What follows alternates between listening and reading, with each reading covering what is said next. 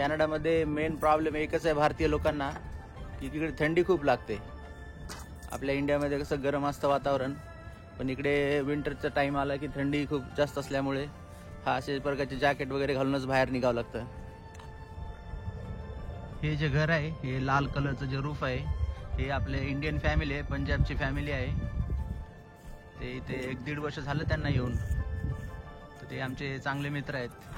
आता सध्या जॉबला गेलेत, त्याच्यामुळे घरी कोणी नाही त्यांच्या. तर ही एक पंजाबी फॅमिली आहे. तर आम्ही जिथे राहतो तिथे बरेचसे इंडियन लोक राहतात आणि आपल्या भारतीय लोकांना घरं घ्यायला खूप आवडतं. त्यामुळे इकडे घर सेलला आलं की कोणी ना कोणी भारतीय घर घेण्याचा प्रयत्न करतात. हे बघा, हे झाड समरमध्ये याला इतकी पान असतात हिरवीगार, आणि आता सगळं ओपन झाले, एकही पान राहिलं नाही त्याच्यावर.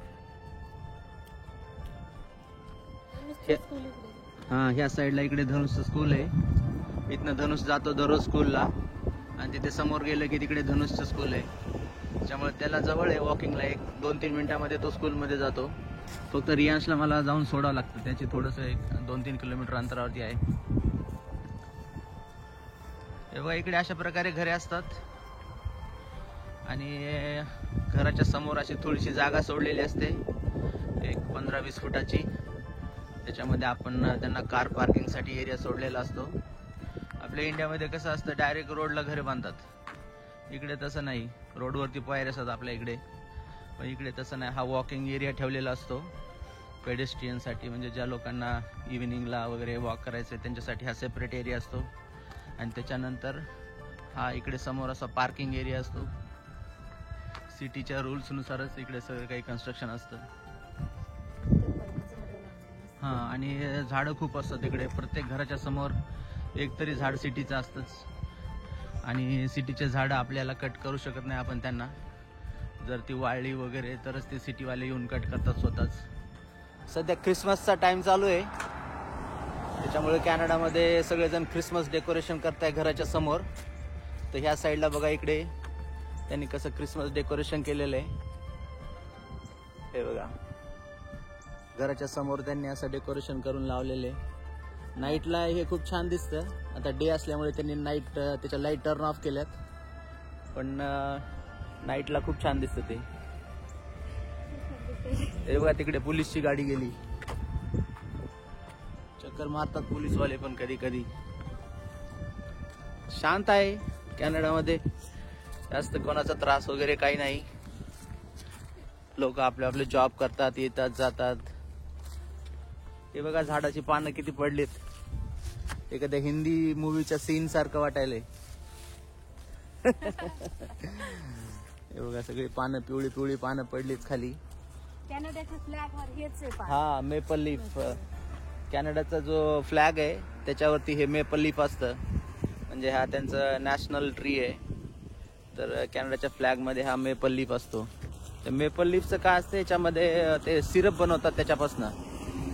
एक असा गोड पदार्थ असतो, जसं आपल्या मधासारखा. तर तसं ते सिरप बनवतात आणि ते ब्रेड सोबत वगैरे खातात लोक. तर ते मेपलचं ट्री होतं. तर मित्रांनो, गेल्या काही दिवसापासून तुम्ही आमच्या चॅनलला खूप सपोर्ट करत आहात.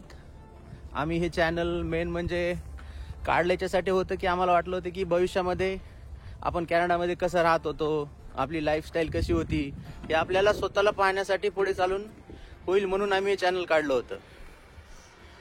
पण इतक्या मोठ्या प्रमाणामध्ये तुमचा सपोर्ट येईल, कॉमेंट्स येतील, याची आम्हाला कधी अपेक्षा नव्हती. त्याच्यामुळे भरपूर कॉमेंट आले होते की तुम्ही कॅनडाला कसे गेले, तुमचं क्वालिफिकेशन काय, तुम्ही कॅनडामध्ये काय करता वगैरे. तर आता चलत चलत तुम्हाला त्याच्याविषयी थोडीशी माहिती देतो.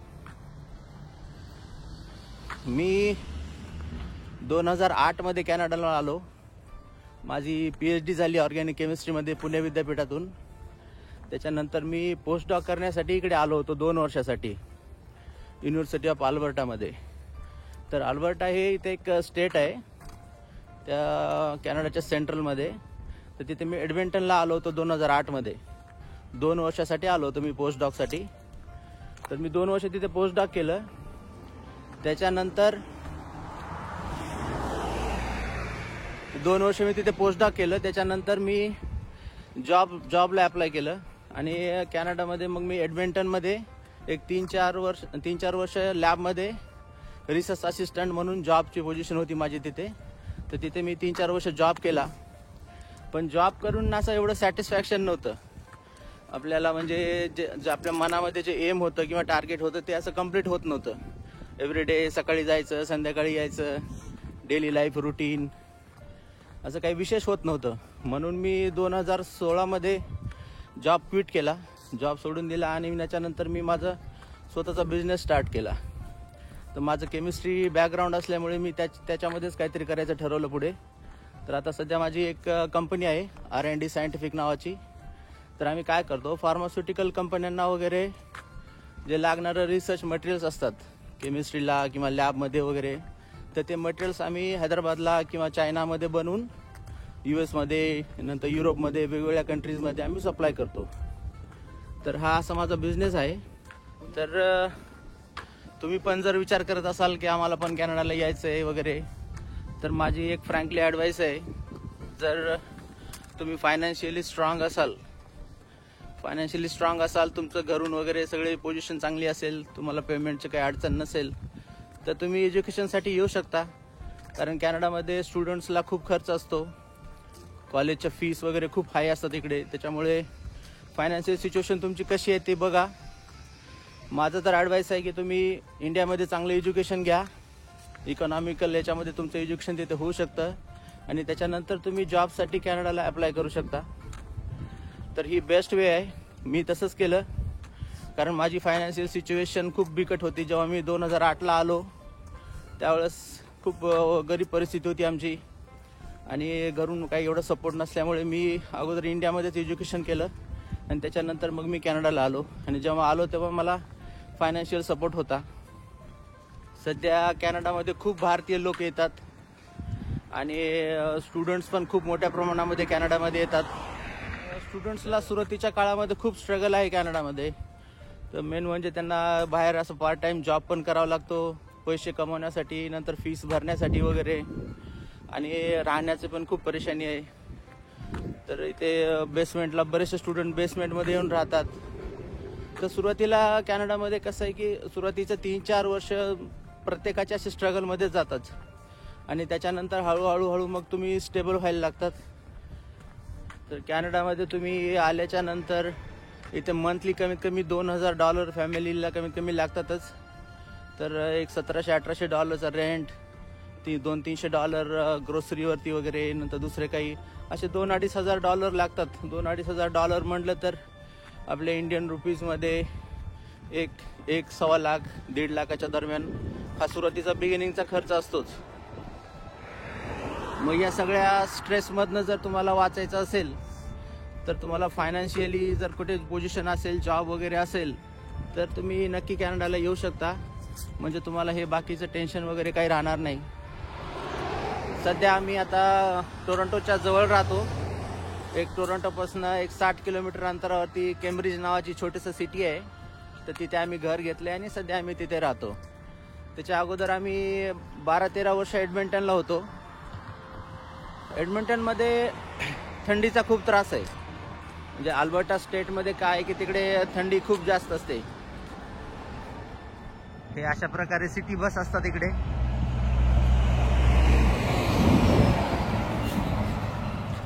हे शिल्पाला हसू येते मी सांगते या सगळ्या स्टोरीज. तिला पण माहिती आहे. आणि आमचे जेव्हा सुरुवातीचे दिवस होते त्यावेळेस खूप बिकट परिस्थिती होती. सुरुवातीला आम्ही आल्यावर कार वगैरे नव्हती आणि कॅनडामध्ये खूप बर्फ पडतो आणि अशा बर्फामध्ये आम्ही ग्रोसरीज वगैरे सगळे हातामध्ये घेऊन चालायचं. तर तिने या स्ट्रगलिंग टाईममध्ये खूप माझ्यासोबत मदत केलेली आहे. आणि शिल्पा सध्या योगा ट्रेनिंग करत आहे, योगा टीचरची.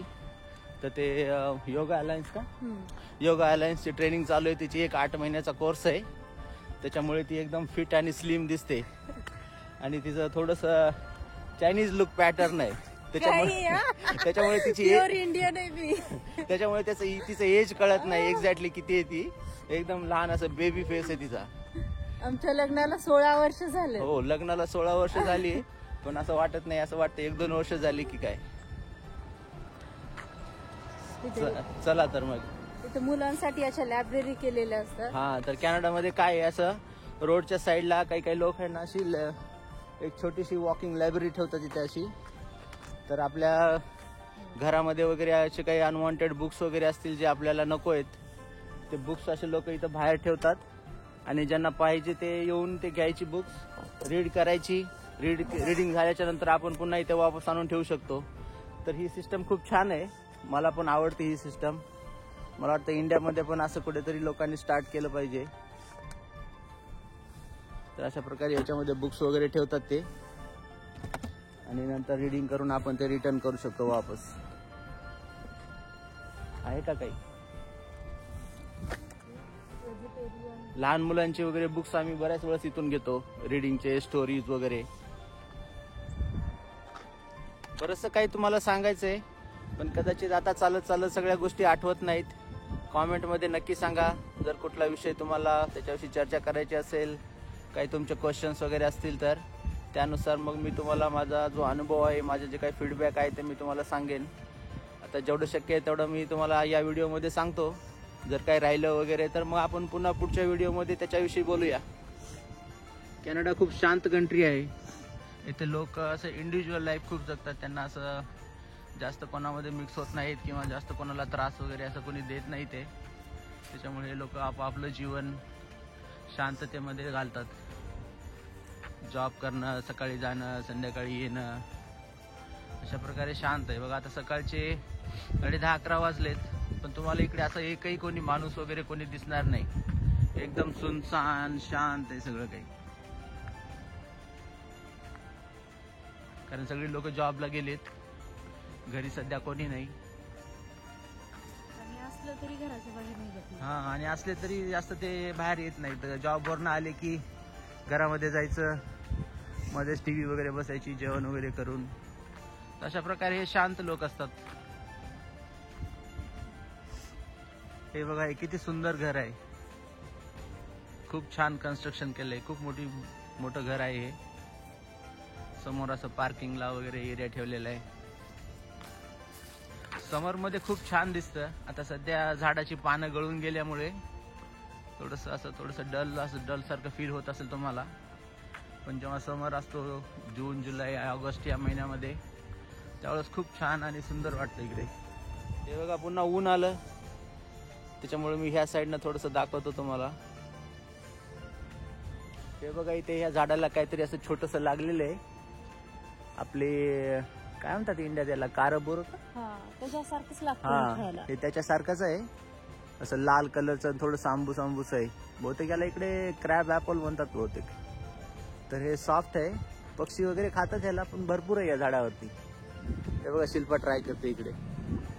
कसं लागायला? छान लागायला. आंबूस आंबट आहे, हा. हो. इकडे कोणी खात नाही असं बाहेरचं जनरली. आपले इंडियन लोक काही दिसलं की लगेच त्याच्यावरती लगेच म्हणतो. आता त्यांनी खाल्लं असतं तर मग या ओनरने सगळं खाऊन घेतलं असतं ना. हे लोक ऍपलच्या झाडातले ऍपल काढून खात नाही. हा, झाडावरची नाही खात जनरली. ते त्यांना सगळं स्टोअरचं पॅकेजिंग केलेलंच फूड आवडतं. आपण कसं इंडियामध्ये बोरं खाल्ल्यासारखंच वाटलं. बोरं खाल्ल्यासारखं घेतले का 2-4 खिशात?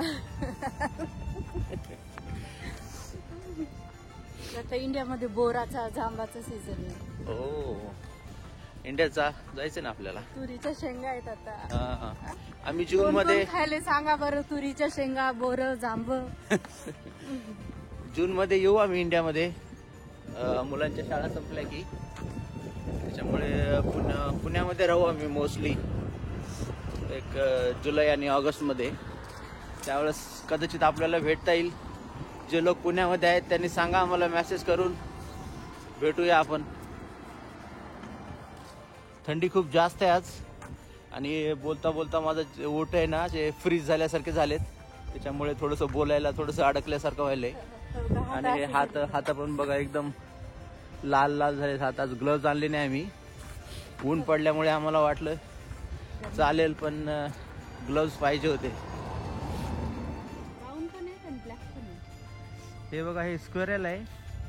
कॅनडामध्ये ही स्क्वेरल अशी काळ्या रंगाची आणि भुऱ्या रंगाची, अशा 2 रंगाच्या स्क्वेरल खूप असतात. हे बघा, भुऱ्या रंगाची इकडे आहे बहुतेक हे कदाचित मेल आणि फिमेल असेल.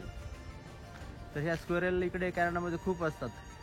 आणि असं झाडावरती ते काय करतात, हे बघा इकडे हे झाडावरती ते असं घरटं बनवतात, त्याच्यामध्ये त्याचे पिल्ले वगैरे देतात समरमध्ये. तर ह्या स्क्वेरल कॅनडामध्ये खूप मोठ्या प्रमाणात असतात. प्रत्येक झाडावरती एक दोन तरी असतातच. आता विंटरचा कलर पण चेंज होते त्यांचा. नाही बहुतेक ही फिमेल आहे, असं नाही कलर चेंज होत. ते मेल आणि फिमेल असे दोन आहेत, एक ब्लॅक आणि एक असं ब्राऊन. ते पहा आम्ही चालत आता धनुषच्या स्कूलच्या जवळ आलेलो आहोत. ही धनुषचं स्कूल आहे. हे बॅक साईडचं. हा हे बॅक साईड आहे. आम्ही बॅक साईडनं चाललो सध्या. ते पहा हे धनुषचं स्कूल आहे. Grade 7 to grade 8. 7 आणि 8 मुलं खेळायलाच बाहेर. हा मुलं तिकडे खेळायलेच ब्रेक झाला वाटतं. तर हे 2 वर्षाचं आहे इथे 7 आणि 8 पर्यंत. त्याच्यानंतर मग त्याला हायस्कूलला दुसरीकडे जावं लागेल. तर कॅनडामध्ये स्कूल सिस्टम खूप चांगली आहे. सगळं काही सेंट्रल गव्हर्नमेंटनं कंट्रोल केलेलं असतं. सगळं काही फ्री आहे. हा आणि फ्री आहे एज्युकेशन इथे. मुलांना असे फीस वगैरे असं आपल्याला सेपरेट असं काही भरण्याची गरज नाही. कॉलेज आणि युनिव्हर्सिटीजला मात्र फीस खूप लागते. त्याच्यामुळे पॅरेंट्स काय करतात, त्यांचं अकाउंट वगैरे काढून त्याच्यासाठी सेव्हिंग करून ठेवतात. हे पहा इकडे कन्स्ट्रक्शन चालू आहे. ही इकडे रेसिडेन्शियल बिल्डिंग आहे, अपार्टमेंट्स वगैरे, आणि ओल्ड एज लिव्हिंग आहे. ओल्ड एज लिव्हिंग म्हणजे जे लोक वयस्कर झालेत 70-75चे, तर त्या प्रकारच्या लोकांना इथे राहण्यासाठी गव्हर्नमेंटनं सुविधा करून ठेवलेली असते. तर हे ओल्ड एज होम आहे इकडे. त्याचा 2रा किंवा 3रा मजला वर चालू आहे त्याचं कन्स्ट्रक्शन. त्याच बिल्डिंगच्या पाठीमागे रियाजचं स्कूल. हा आणि या बिल्डिंगच्या इकडे पाठीमागे रियान्सचं स्कूल आहे. आणि हे आहे धनुषचं school, William G Davis. Construction चालू आहे खूप मोठ्या प्रमाणात इकडे बघा, इकडे वर. आणि कन्स्ट्रक्शनला सेफ्टी कशी असते बघा वर्करला, अशा प्रकारे त्याला मशीनच्या ह्याच्यामध्ये सेफ्टी ठेवून त्याचं कन्स्ट्रक्शनचं काम चालू आहे. तर कॅनडामध्ये सेफ्टीला खूप महत्त्व आहे. सेफ्टीशिवाय इकडे काही जमत नाही. प्रत्येक गोष्टीमध्ये प्रॉपर सेफ्टी वगैरे चेक करतात. तर असं सेफ्टी सगळीकडे असायला पाहिजे, कारण वर्करचं लाईफ खूप महत्त्वाचं असतं. कोणाला इंजुरी वगैरे व्हायला नको. हे आहे धनुषचं स्कूल. मुलं ब्रेक झाल्या वाटते, सगळे बाहेर आलेले आहेत. धनुष पण इकडे असेल कुठेतरी. हा सॉकर खेळत असेल तो. आपण तिकडे काही जाणार नाही. आणि ह्या साईडला इकडे पण एक मोठी बिल्डिंग सध्या चालू आहे. एक अपार्टमेंट बिल्डिंग बनणार आहे. 140 अपार्टमेंट आहेत त्याच्यामध्ये. तर हा इकडे तुम्हाला 1-2 वर्षानंतर चांगली मोठी बिल्डिंग दिसेल इकडे.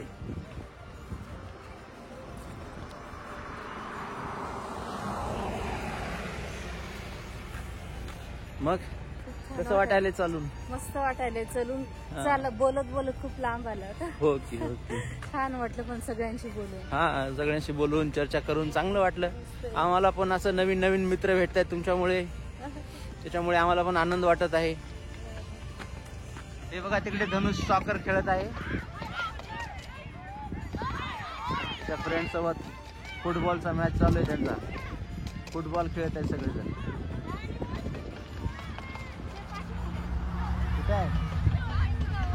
इकडे छताचं काम चालू आहे. तर कॅनडामध्ये काय असतं की एक 8-10 वर्षाला छताचं असं रिप्लेसमेंट करावं लागतं. असे शिंगल्स असतात, ते शिंगल्स त्यांना चेंज करावं लागतात खराब झाले की. त्यांना बघितलं नाही वाटतं आपल्याला. ठीक आहे जाऊ दे ते डिस्टर्ब होईल. चल हे बघा धनुष आला, त्याला आवाज दिला आम्ही. हॅलो धनुष. हे बघा आम्ही चालत आलो होतो आणि धनुष बाहेर सॉकर खेळत होता. त्याला आवाज दिला आणि तो आला आमच्याकडे. ओके धनुष बाय. गोल कर. ओके चांगलं खेळ. ओके बाय धनुष. आले 10-15 मिनिट झाले चालत. तुमच्याशी गप्पा करत टाइम कधी गेला काही समजला नाही. आता आम्ही सध्या आलो आहोत इकडे घराच्या जवळ आलो आहोत. आणि ह्या साईडला इकडे एक गुजराती फॅमिली राहते. त्या दिवशी आम्ही तिच्या बर्थडेला गेलो होतो, एक व्हिडिओ टाकला होता आम्ही. तर हे गुजराती फॅमिलीचं घर आहे. चांगले फ्रेंड आहे ते आमचे, तर इथे राहतात ते. त्यांच्याच मुलीच्या बर्थडेला गेलेला video हा, आहे. त्यांच्याच मुलीच्या बर्थडेला गेलो होतो, रिद्धीच्या.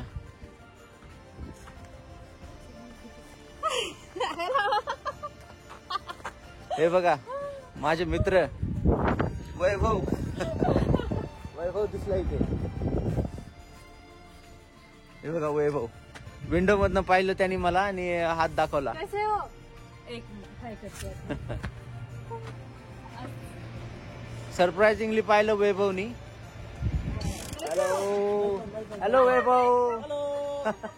से हेलो टू आवर व्यूअर्स. आपसे ब्लॉगिंग चालू नहीं है. ब्लॉगिंग चल रही है हमारी. हाँ हाँ विश्वास कैसे? Oh okay. बाद में आएंगे भैया. तर ते बोलवत आहे आतमध्ये या म्हणताय. बरे. 1-2 मिनिट जाऊया आतमध्ये. ओके. हा चला, तर मग आम्ही आता वैभवला भेटून निघालोत. मंडली भेटूया म्हणली.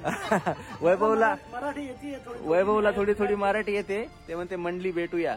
हिने मला शिकवलंय थोडा थोडा. हा मी थोडं. बोलतोय बरं बरं चांगला चांगला. बर बर बर चालेल भेटूया. चालेल चालेल. ओके बाय बाय वैभव बाय.